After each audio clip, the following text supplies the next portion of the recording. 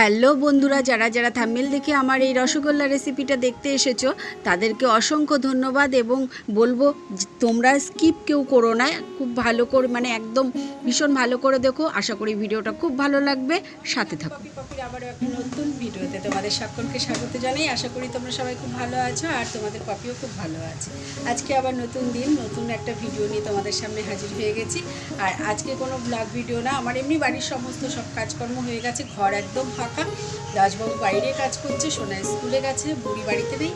আর আজকে একটা unique recipe নিয়ে চলে এসেছি তোমাদের সামনে। তো আমরা তো রসগোল্লা প্রত্যেকেই ভালোবাসি। রসগোল্লা বলতেই বাঙালি মানেই হচ্ছে রসগোল্লা। রসগোল্লা ছাড়া বাঙালি অচল একদম। তো সেক্ষেত্রে রসগোল্লা তো আমরা এমনি খেয়ে থাকি। আর বিশেষ করে মিষ্টি, আমি হচ্ছে মিষ্টি প্রেমিক। আমি এত ভালোবাসি রসগোল্লা খেতে, সে বলার কোনো ভাষা নেই। তো আজকে কিছু রসগোল্লা রয়ে গেছে, সেটা দিয়ে আমি আজকে একটা রেসিপি করব, রসগোল্লার ইউনিক একটা তরকারি। রসগোল্লা দিয়ে যে তরকারি করা যায় সেটা আজকে তোমাদের সাথে শেয়ার করব। আর আমি স্নান সেরে পুজো টুজো দিয়ে উঠলাম, তা আমি একটা খেয়ে নিচ্ছি। তো চলো রান্নাঘরে দেখাই। আমি ফ্রিজে রেখে দিয়েছিলাম। এখানে আমি বেশি কথা বলতে পারবো না তোমাদের সঙ্গে, কারণ হচ্ছে আওয়াজ আসছে, তাই না? বাইরের একটা আওয়াজ পাচ্ছ, কিসের আওয়াজ? ওই দেখো, বুঝতে পারছো, এরই আওয়াজ হচ্ছে, যার জন্য আমি কথা বলতে পারছি না, ভয়েস দিতে হবে।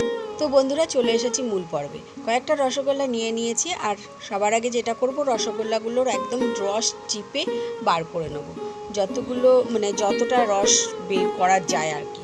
আর বন্ধুরা, এই ক্ষেত্রে না, এই রসগোল্লার তরকারি করার ক্ষেত্রে স্পঞ্জি যে রসগোল্লাগুলো হয় সেগুলো খুব ভালো হয়, যেহেতু আমাদের আশেপাশের দোকানে স্পঞ্জি রসগোল্লাটা পাওয়া যায় না, একটু দূরে গেলে পাওয়া যাবে। তা আমি সবার আগে কড়াইতে জল বসিয়ে দিলাম। জলটা যেই ফুটলো, আমি রসগোল্লাগুলো খুব ভালো করে চিপে, দেখতে পাচ্ছ, চিপে যাতে রস না থাকে, এইগুলো একে একে সব আমি দিয়ে দেবো।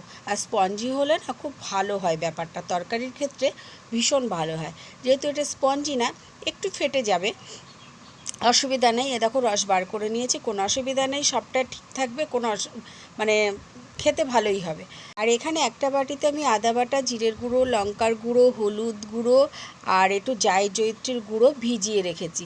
হ্যাঁ, আর এর মধ্যে কিচ্ছু নেই। আর এখানে চারমগজ আর কাজু বাটা করে রেখেছি, আর সামান্য একটু হিং, তেজপাতা, আর ফোড়নের জন্য একটুখানি সামান্য জিরে, এই হচ্ছে ব্যাপার।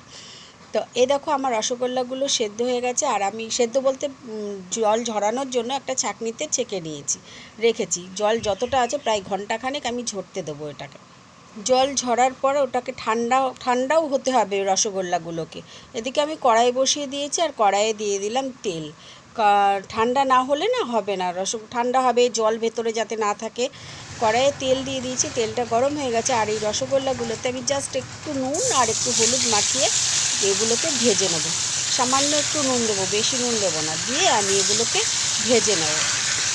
আর এর ভেতরে মিষ্টি যতটা ছিল, যখন জল দিয়ে ফুটিয়েছি, সমস্ত মিষ্টিটা বেরিয়ে গেছে, চিপে বের করে দেওয়া হয়েছে। এর ভেতরে কিন্তু আর মিষ্টি নেই, হালকা একটু থাকবে, সেইটার জন্য তরকারিটা ভীষণই ভালো লাগবে খেতে। তা আমি এগুলো দেখো, প্রত্যেকটা আমি রসগোল্লা ভেজে নিচ্ছি। আর যে তেলটা ছিল তার মধ্যে একটু জিরে আর তেজপাতা ফোড়ন দিয়ে দিয়েছি। আর ওই মশলাটা ভিজিয়ে রেখেছিলাম, যে আদা বাটা জিরে বাটার যে মশলাটা, সেই মশলাটা আমি এর মধ্যে দিয়ে দিলাম। একদমই সিম্পল, কোনো ঝামেলা নেই, কোনো কিচ্ছু নেই এর মধ্যে, খুব তাড়াতাড়ি হয়ে যায় এটা। তো এই মশলাটা আমার হয়ে গেছে কষানো। টমেটো চাইলে তোমরা দিতে পারো, আমি একটু হলুদ দিলাম এর মধ্যে, আর একটু আন্দাজ মতো নুনও দেবো। তো তোমরা দেখো, তেল আর একটু দিয়ে দিলাম।